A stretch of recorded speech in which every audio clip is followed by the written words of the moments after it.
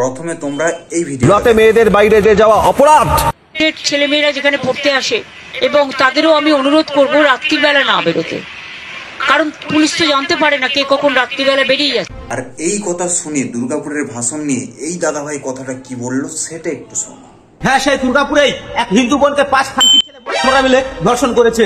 আর এদিকে মুখ্যমন্ত্রী ভাষণ মারাচ্ছে যে মেয়েরা কেন রাত্রে বাইরে বেরোবে। আপনি পারছেন রাজ্য চালাতে আর দোষ দিচ্ছেন মহিলাদের উপর। রাতে কেন বাইরে বেরোবে? তাহলে কি পুরুষদের স্বাধীনতা আছে আর মহিলাদের কোনো স্বাধীনতা নেই? তাহলে বলা কেন হয় সবসময় লেডিস ফার্স্ট লেডিস ফার্স্ট? কোথায় রেপিস্টদের সাজা দেবে? তা না করে এই দুধের গায়ে খানকি ছেলে আরো প্রশ্রয় দিচ্ছে। রেপিস্টদের সাজা না দিয়ে এই মহিলাদেরকে আরো বলছে যে রাত্রে কেন বাইরে বেরোবে। আরে আসুন তো ঝাড়খণ্ডে, আসুন তো বিহারে, আসুন তো পুনাতে, আসুন ব্যাঙ্গালোরে। কোন সময় আপনি মহিলাদের দেখতে চান? কোন সময় আপনি মহিলাদের দেখেছেন? সবসময় রাস্তায় বেরিয়ে থাকে না।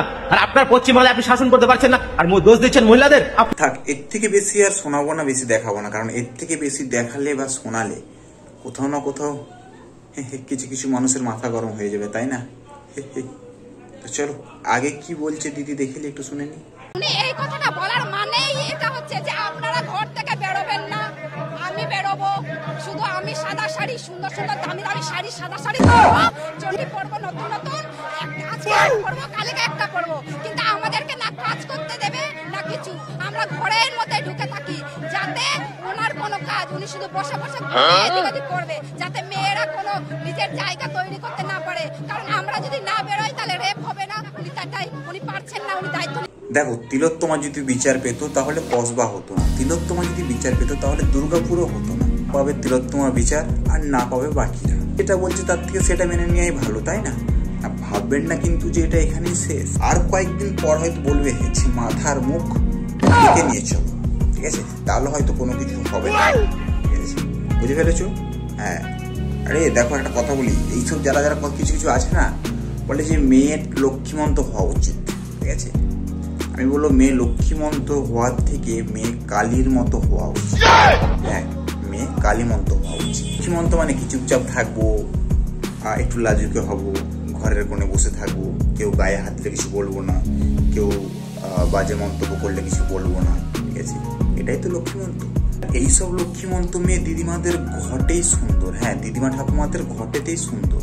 কয়েকদিন ধরে একটা ক্লিপ প্রচুর পরিমাণে ভাইরাল হচ্ছে যে বেশি রাতে বের হওয়া যাবে না, সন্ধ্যের পর বের হওয়া যাবে না, রাত্রি 8টার পর বের হওয়া যাবে না, রাত্রিবেলা না বেরোতে, কারণ পুলিশ তো জানতে পারে না কে কখন রাত্রিবেলা বেরিয়ে যাচ্ছে। পুলিশ তো আর বাড়িতে বাড়িতে গিয়ে বসে থাকবে না। কেউ যদি রাত্রি 12:30টায় বেরিয়ে কোথাও যায়, ঘটনাটা নিন্দনীয়, আমি ঘটনাকে সাপোর্ট করছি না। এই করতে করতে মেয়েদের সময়টা কোথায় যাচ্ছে ওর ভেবে দেখেছো? হ্যাঁ, মেয়েদের দিনের সময়টা কোথায় যাচ্ছে দেখেছো? মানে কোথাও না কোথাও মনে হচ্ছে না একটা ঘরের কোণের মধ্যে হয়ে যাচ্ছে। বর্তমান সমাজে যা অবস্থা, মেয়েদেরকে লক্ষ্মী মতো না বানিয়ে মেয়েদেরকে কালীর মতো বানাও। আর কালীর মতনই হওয়া উচিত, কারণ হাতে থাকবে খাড়া। আর কেউ যদি অসভ্যতামি করতে আসে, কেটে দেবে তার দুপায়ের মাঝের বাল।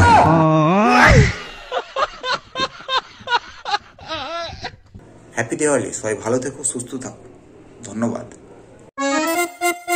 वो देख कौन है? मैंने इसे कहीं देखा है। यही तो बादशाह है।